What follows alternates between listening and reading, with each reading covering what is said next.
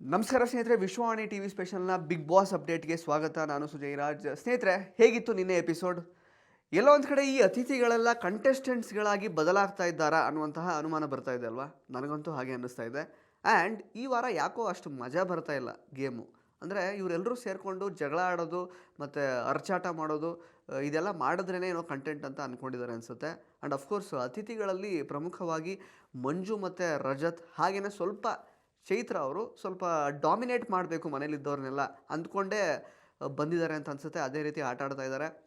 ನಿಜವಾಗ್ಲೂ ಗೆಸ್ಟ್ ಆಗಿ ಇರೋದು ಇಲ್ಲಿ ಮೋಕ್ಷಿತ್ ಅವರು ಮಾತ್ರ. ಆ್ಯಂಡ್ ಅಫ್ಕೋರ್ಸ್ ಎಪಿಸೋಡ್ನ ಶುರುವಿನಲ್ಲಿ ರೋಸ್ಟಿಂಗ್ ಟಾಸ್ಕಲ್ಲಿ ಸಭ್ಯತೆಯ ಎಲ್ಲೇ ಮೀರಿದ್ರ? ಅಫ್ಕೋರ್ಸ್ ಗಿಲ್ಲಿ ಅವರು ಸಭ್ಯತೆಯ ಎಲ್ಲೆಯನ್ನು ಮೀರಿದರು. ಬಟ್ ಈ ಒಂದು ರೋಸ್ಟಿಂಗ್ನ ಸ್ಕ್ರಿಪ್ಟ್ ಮಾಡೋದರಲ್ಲಿ ಜಸ್ಟ್ ಗಿಲ್ಲಿ ಅವರ ಇನ್ವಾಲ್ವ್ಮೆಂಟ್ ಮಾತ್ರ ಆಯಿತಾ? ಗಿಲ್ಲಿ ಅವರ ಇನ್ಪುಟ್ಸ್ ಮಾತ್ರ ಆಯಿತಾ? ಅಫ್ಕೋರ್ಸ್ ಇಲ್ಲ. ಇಲ್ಲಿ ಸಾಕಷ್ಟು ಜನರ ಇನ್ವಾಲ್ವ್ಮೆಂಟ್ ಇತ್ತು. ಗಿಲ್ಲಿ ರೋಸ್ಟ್ ಮಾಡುವಾಗ ಮನೇಲಿದ್ದವರೆಲ್ಲ ಸಿಕ್ಕಾಬಟ್ಟೆ ಎಂಜಾಯ್ ಕೂಡ ಮಾಡ್ತಾಯಿದ್ರು. ಬಟ್ ಅದು ಯಾಕೋ ಗೊತ್ತಿಲ್ಲ, ಮಿಸ್ಫೈರ್ ಆದಾಗ ಬಿಗ್ ಬಾಸ್ ಅವರು ಬಂದು ಇದು ಸಭ್ಯತೆಯ ಎಲ್ಲೆಯನ್ನು ಮೀರ್ತಾ ಇದೆ ರೋಸ್ಟಿಂಗ್ ಅಂತ ಹೇಳುವಾಗ ನಮ್ಮ ಕ್ಯಾಪ್ಟನ್ ಅಭಿ ಅವರು ಎಲ್ಲೂ ಕೂಡ ಗಿಲ್ಲಿಯವ್ರನ್ನ ಹೊರತುಪಡಿಸಿ ಬೇರೆಯವ್ರದ್ದು ಇದರಲ್ಲಿ ಇನ್ವಾಲ್ವ್ಮೆಂಟ್ ಇದೆ, ಅವರೆಲ್ಲರದ್ದು ಇದರಲ್ಲಿ ತಪ್ಪಿದೆ ಅಂತ ಹೇಳಲೇ ಇಲ್ಲ. ಬರೀ ಗಿಲ್ಲಿಯವರನ್ನು ಮಾತ್ರ ದೂಷಿಸೋ ಹಾಗೆ ಮಾತಾಡಿದರು. ಆ್ಯಂಡ್ ಅಫ್ಕೋರ್ಸ್ ಯಾರೆಲ್ಲ ಈ ಸ್ಕ್ರಿಪ್ಟ್ ಮಾಡೋದಕ್ಕೆ ಇನ್ವಾಲ್ವ್ ಆಗಿದ್ರೋ ಅವರು ಕೂಡ ತುಟಿಕ್ ಪಿಟಿಕ್ ಅನ್ನಲಿಲ್ಲ. ಬಹುಶಃ ನೀವು ಬರೀ ಎಪಿಸೋಡ್ ನೋಡಿ ಡಿಸಿಷನ್ಗೆ ಬರ್ತಾ ಇದ್ದೀರಾ, ಒಂದು ಜಡ್ಜ್ ಮಾಡ್ತಾ ಇದ್ದೀರಾ ಅಂತ ಅಂದ್ಕೊಂಡ್ರೆ ಅಫ್ಕೋರ್ಸ್ ಗಿಲ್ಲಿ ಅವರೇ ಇಲ್ಲಿ ಸಿಕ್ಕಾಪಟ್ಟೆ ತಪ್ಪು ಮಾಡಿದ್ದಾರೆ, ಅತಿರೇಕವಾಗಿ ಬಿಹೇವ್ ಮಾಡ್ತಾ ಇದ್ದಾರೆ ಅಂತ ನಿಮಗೆ ಅನಿಸುತ್ತೆ. ಬಟ್ ಅವ್ರು ಮಾಡಿದ್ದಾರೆ ಅತಿರೇಕವಾಗಿ ಬಿಹೇವ್, ಇಲ್ಲ ಅಂತಲ್ಲ. ಆದರೆ ಈ ಒಂದು ರೋಸ್ಟಿಂಗ್ ಸ್ಕ್ರಿಪ್ಟ್ನ ಪ್ರಿಪೇರ್ ಮಾಡೋದ್ರಲ್ಲಿ ಬರೀ ಗಿಲ್ಲಿ ಅವರ ಇನ್ವಾಲ್ವ್ಮೆಂಟ್ ಮಾತ್ರ ಇರಲಿಲ್ಲ ಅನ್ನೋದು ಕೂಡ ನಿಮಗೆ ನೆನಪಿರಲಿ. ಇದನ್ನು ಲೈವ್ ನೋಡಿದವ್ರಿಗೆ ತುಂಬ ಚೆನ್ನಾಗಿ ಅರ್ಥ ಆಗಿರುತ್ತೆ. ಆ್ಯಂಡ್ ಈಗ ನಾನು ಹೇಳಿದೆ ಆ್ಯಕ್ಚುಲಿ ಅತಿಥಿಗಳೆಲ್ಲ ಸ್ವಲ್ಪ ಕಂಟೆಸ್ಟೆಂಟ್ಸ್ಗಳಾಗಿ ಬದಲಾಗ್ತಾ ಇದ್ದಾರಾ ಅಂತ. ಮಂಜು ಮತ್ತು ರಜತ್ ಅವರ ಬಿಹೇವಿಯರ್ ನೋಡ್ತಾ ಇದ್ದರೆ ನನಗೆ ಯಾಕೋ ಹಾಗೆ ಅನ್ನಿಸ್ತಾ ಇದೆ.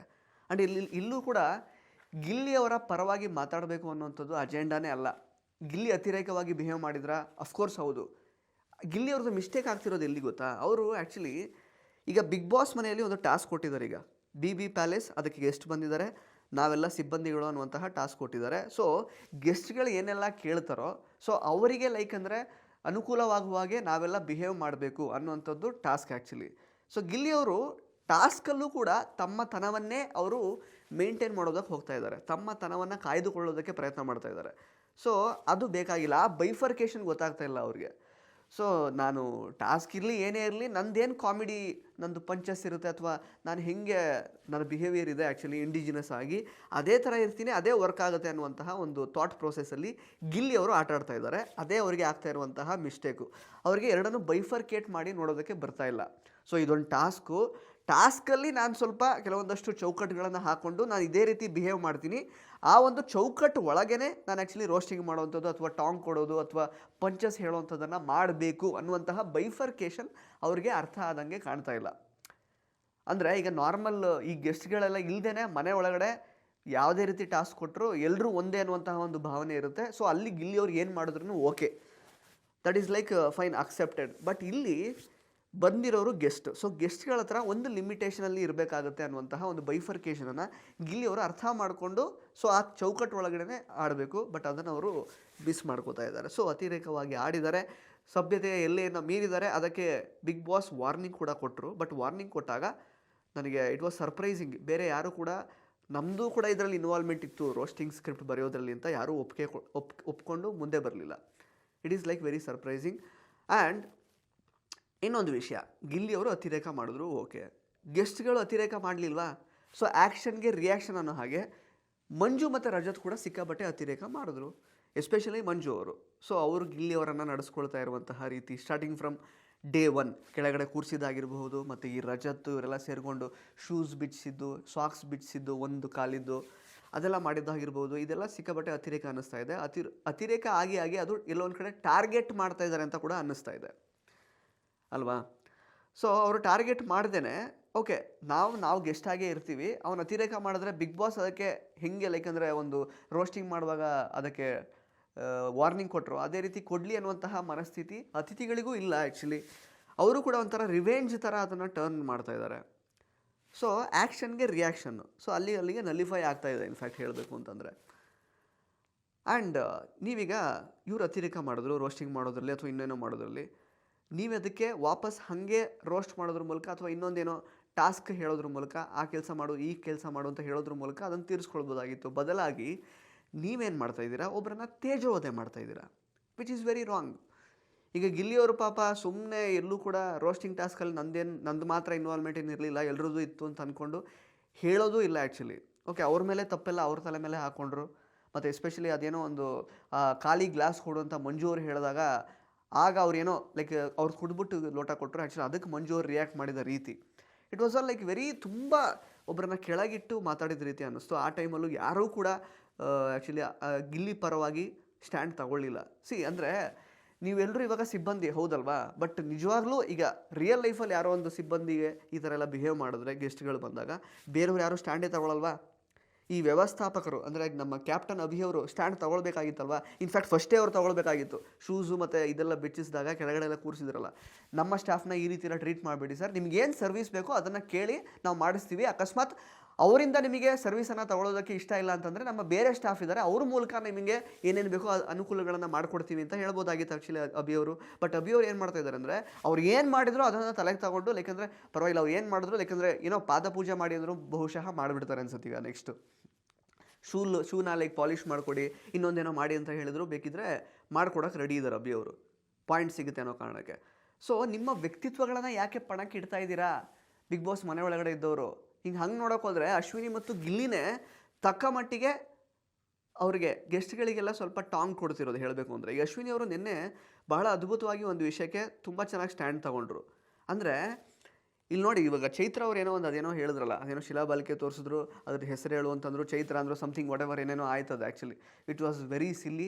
ಓಕೆ, ಅದ್ರ ಬಗ್ಗೆ ಗೊತ್ತಿಲ್ಲ ಅಂತ ಹೇಳುವಾಗ ಓಕೆ ಅದ್ರ ಬಗ್ಗೆ ನನಗೆ ಗೊತ್ತಿಲ್ಲ ಕ್ಷಮೆ ಕೇಳಿ ಅಂತ ಹೇಳೋದು ಹೇಗಿದೆ, ಅದು ಬಿಟ್ಬಿಟ್ಟು ನನಗೆ ಬುದ್ಧಿ ಇಲ್ಲ, ತಲೆಯಲ್ಲಿ ಬುದ್ಧಿ ಇಲ್ಲ ಅಂತ ಇಡೀ ಮನೆಯವರು ಹೇಳಬೇಕು ಅಂತ ಹೇಳುವಾಗ ಅದರ ಹಿಂದಿರುವಂತಹ ಅಜೆಂಡಾ ಏನು? ಯಾರೋ ಒಬ್ಬರನ್ನ ನಾನು ಆ್ಯಕ್ಚುಲಿ ಕೆಳಗೆ ಇಳಿಸಿ, ಯಾರೋ ಒಬ್ಬರು ಬಾಯಲ್ಲಿ ನನಗೆ ಬುದ್ಧಿ ಇಲ್ಲ ಅಂತ ಹೇಳಿಸಿ ನಾನೇನೋ ದೊಡ್ಡವಳಾಗ್ಬಿಡ್ತೀನಿ ಅಥವಾ ಅವ್ರನ್ನೆಲ್ಲ ನಾನು ನನ್ನ ಒಂದು ಕಂಟ್ರೋಲ್ಗೆ ತೊಗೊಂಡು ಬಿಡ್ತೀನಿ ಅನ್ನುವಂತಹ ಮನಸ್ಥಿತಿ ಅದು ಆ್ಯಕ್ಚುಲಿ. ಸೊ ಅಲ್ಲಿ ಗೆಸ್ಟ್ ಥರ ಬಿಹೇವ್ ಮಾಡಿದಂಗೆ ಆಯ್ತಾ ಚೈತ್ರ ಅವರು? ಇಲ್ಲ ಅಲ್ವಾ? ಸೊ ಅಶ್ವಿನಿ ಅವರು ನಿಜವಾಗ್ಲೂ ಸರಿಯಾಗಿ ಸ್ಟ್ಯಾಂಡ್ ತಗೊಂಡ್ರು. ಅವರು ಗಟ್ಟಿಯಾಗಿ ಸ್ಟ್ಯಾಂಡ್ ತಗೊಳ್ಳೋದಕ್ಕೆ ಇನ್ನೊಂದು ಕಾರಣ ಅಂತಂದರೆ ತ್ರಿವಿಕ್ರಮ್ ಅವರು ಅಶ್ವಿನಿ ಅವರಿಗೆ ಸಜೆಸ್ಟ್ ಮಾಡಿದ ರೀತಿ ನಿಮಗೆ ಕರೆಕ್ಟಾಗಿ ಎಪಿಸೋಡ್ ನೋಡಿದರೆ ಗೊತ್ತಾಗಿರುತ್ತೆ. ತ್ರಿವಿಕ್ರಮ್ ಅವರು ಅಶ್ವಿನಿ ಅವರಿಗೆ ಆ್ಯಕ್ಚುಲಿ ಹೇಳ್ತಾರೆ, ನೋಡಿ ನಿಮ್ದು ಏನು ಆ್ಯಕ್ಚುಲಿ ಚೌಕಟ್ಟಿದೆಯೋ, ನೀವೀಗ ಸಿಬ್ಬಂದಿ, ನಾವೆಲ್ಲ ಗೆಸ್ಟು, ಸೊ ಆ ಚೌಕಟ್ಟು ಒಳಗಡೆ ನೀವು ಏನೇನು ಸರ್ವಿಸ್ ಕೊಡಬೇಕು ಅದನ್ನು ಕೊಡಿ, ನಿಮ್ಮ ಕೆಲಸಗಳನ್ನು ಮಾಡಿ. ಬಟ್ ಅದನ್ನು ಮೀರಿ ಆ್ಯಕ್ಚುಲಿ ಇನ್ನೊಂದೇನೋ ಮಾಡಬೇಕು, ನಿಮ್ಮ ವ್ಯಕ್ತಿತ್ವಕ್ಕೆ ಕುಂದು ತರುವಂಥದ್ದು ಏನೋ ಒಂದು ಮಾಡಬೇಕು ಅಂತಂದರೆ ಅದನ್ನು ಮಾಡಬೇಡಿ ಅಂತ ಹೇಳ್ಕೊಂಡು ಅವ್ರು ಆ್ಯಕ್ಚುಲಿ ಪ್ರಾಣಿಗಳದೆಲ್ಲ ಎಕ್ಸಾಂಪಲ್ ಕೊಟ್ಟು ಅವ್ರು ಸರಿಯಾಗಿ ಬುದ್ಧಿ ಹೇಳಿದ್ರು. ಆಗಲೇ ಗಟ್ಟಿಯಾಗಿ ಆ್ಯಕ್ಚುಲಿ ಅಶ್ವಿನಿ ಅವ್ರು ನಿಂತ್ಕೊಂಡಿದ್ದು. ಸೊ ಇಲ್ಲಿ ಗೆಸ್ಟ್ ಥರ ಬಿಹೇವ್ ಮಾಡ್ದಂಗೆ ಆಯಿತು. ಈ 5 ಜನ ಗೆಸ್ಟ್ಗಳಲ್ಲಿ ನಿಜವಾಗ್ಲೂ ಗೆಸ್ಟ್ ಥರ ಬಿಹೇವ್ ಮಾಡ್ತಿರೋದು ಮೋಕ್ಷಿತಾ ಅವರು ಮಾತ್ರ. ವೆರಿ ಎಲಿಗೆಂಟ್, ವೆರಿ ಡಿಗ್ನಿಫೈಡ್ ಆಗಿ ಅವರು ಬಿಹೇವ್ ಮಾಡ್ತಾಯಿದ್ದಾರೆ ಮನೆ ಒಳಗಡೆ. ಆ್ಯಂಡ್ ಎಲ್ಲೊಂದು ಕಡೆ ಅಲ್ಲಿ ಗಿಲ್ಲಿಯಿಂದ ಅತಿರೇಕ ಆಗ್ತಾಯಿದೆ ಅನ್ನೋ ಕಾರಣಕ್ಕೆ ಆ್ಯಕ್ಚುಲಿ ಯಾರಿಗೂ ಏನು ಪಾಯಿಂಟ್ಸ್ ಕೊಡಲ್ಲ ಅಂತ ಹೇಳಿದ್ರು. ಮತ್ತು ಆಮೇಲೆ ಅದೆಲ್ಲ ಸಿಕ್ಕಾಪಟ್ಟೆ ಹೈ ಡ್ರಾಮಾ ನಡೀತು. ಬಟ್ ಗಿಲ್ಲಿ ಪರವಾಗಿ ಯಾರೂ ಸ್ಟ್ಯಾಂಡ್ ತಗೊಳ್ಳೇ ಇಲ್ಲ ಅಲ್ವಾ ಆ್ಯಕ್ಚುಲಿ. ಓಕೆ, ಗಿಲ್ಲಿ ಪರವಾಗಿ ಬೇಡಪ್ಪ, ನಿಮ್ಮ ಪರವಾಗಿ ಯಾರಾದರೂ ಸ್ಟ್ಯಾಂಡ್ ತಗೊಳ್ಳಿ. ಓಕೆ, ಒಬ್ಬರು ಮಾಡಿ ತಪ್ಪಿಂದ ನಮಗೆಲ್ಲ ಯಾಕೆ ನೀವು ಪಾಯಿಂಟ್ಸ್ ಕೊಡಲ್ಲ ಅಂತ ಅಟ್ಲೀಸ್ಟ್ ಕೇಳಿ ಗೆಸ್ಟ್ಗಳನ್ನು. ಅದನ್ನೂ ಮಾಡ್ತಾಯಿಲ್ಲ ನೀವು ಆ್ಯಕ್ಚುಲಿ. ಅದೇನು ಒಳ್ಳೆ, ಈಗ ನಮ್ಮ ಜಾನ್ವಿ ಅವರು ಒಂದು ಸಲ ಹೇಳಿದ್ರಲ್ಲ, ಈ ಮನೇಲಿರೋ ಹುಡುಗರೆಲ್ಲ ಸ್ವಲ್ಪ ಸತ್ತ ಹೆಣಗಳ ಥರ ಇದ್ದಾರೆ ಅಂತ. ಅದೆಲ್ಲ ಒಂದು ಕಡೆ ಈಗ ಸ್ವಲ್ಪ ನಿಜ ಅಂತ ಅನ್ನಿಸ್ತಾ ಇದೆ. ಈಗ ನಮ್ಮ ಧನುಷ್ ಅವ್ರಿಗೆ, ಅಭಿ ಅವ್ರಿಗೆಲ್ಲ ಗಿಲ್ಲಿ ಮೇಲೆ ಜೋರು ಮಾಡೋಕ್ಕೆ ಗೊತ್ತಾಗುತ್ತೆ. ಧನುಷ್ ಆ್ಯಕ್ಚುಲಿ ಆವಾಜ್ ಬೇರೆ ಆಗ್ತಾರೆ ಗಿಲ್ಲಿಗೆ. ನೋಡೋ, ನಾನು ಸುಮ್ಮನೆ ಇಲ್ಲಿ ತನಕ ಸುಮ್ಮನಿದ್ದೀನಿ, ನೆಕ್ಸ್ಟ್ ನಾನು ಸುಮ್ಮನಿರಲ್ಲ ಹಾಗೆ ಹಿಂಗೆ ಅಂತ. ಅಭಿ ಹೋಗಿ ಆ್ಯಕ್ಚುಲಿ ನೀವು ಟ್ರೀಟ್ ಬೇರೆ ಮಾಡ್ತಾರೆ ಗಿಲ್ಲಿಗೆ.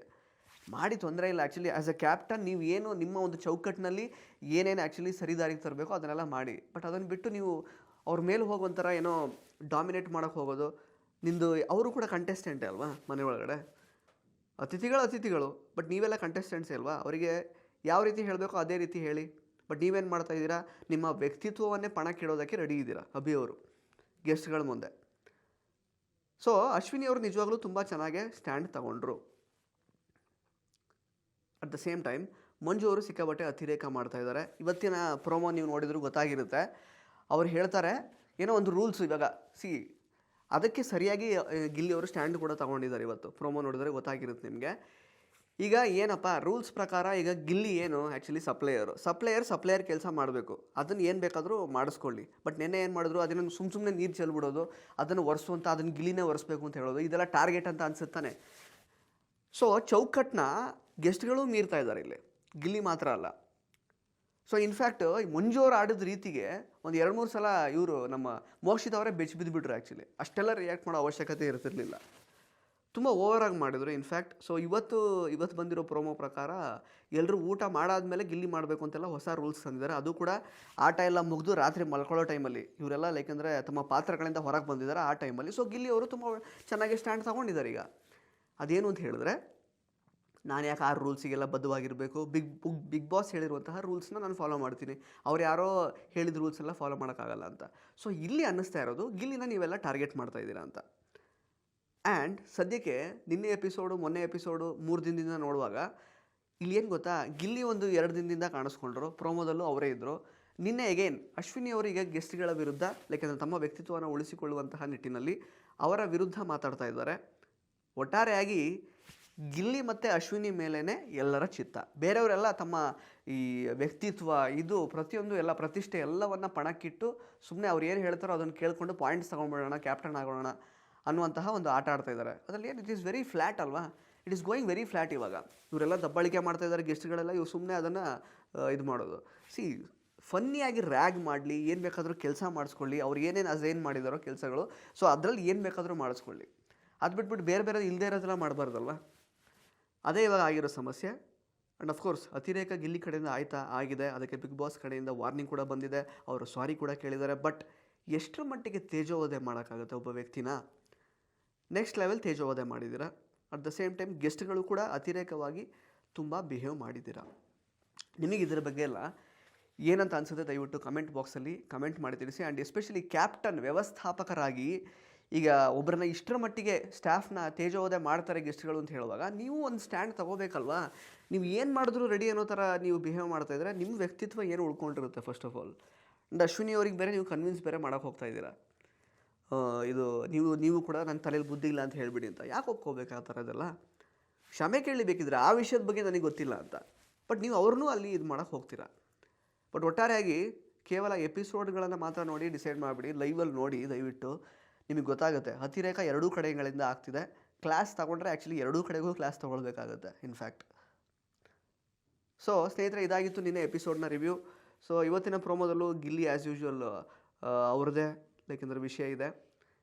ಸದ್ಯಕ್ಕೆ ಎಲ್ಲರ ಚಿತ್ತ ಗಿಲ್ಲಿ ಮತ್ತು ಅಶ್ವಿನಿ ಸುತ್ತ. And at the same time ಈ ಅತಿಥಿಗಳೆಲ್ಲ ಸ್ವಲ್ಪ ಕಂಟೆಸ್ಟೆಂಟ್ಸ್ಗಳಾಗಿ ಬದಲಾಗ್ತಾ ಇರುವಂಥದ್ದು ಕೂಡ ಸ್ವಲ್ಪ ಅನುಮಾನ ಮೂಡಿ ಬರ್ತಾ ಇದೆ. ನಿಮಗೆ ಇದ್ರ ಬಗ್ಗೆ ಏನನ್ಸುತ್ತೆ ಅಂತ ದಯವಿಟ್ಟು ಕಮೆಂಟ್ ಬಾಕ್ಸಲ್ಲಿ ಕಮೆಂಟ್ ಮಾಡಿ ತಿಳಿಸಿ. ಧನ್ಯವಾದ.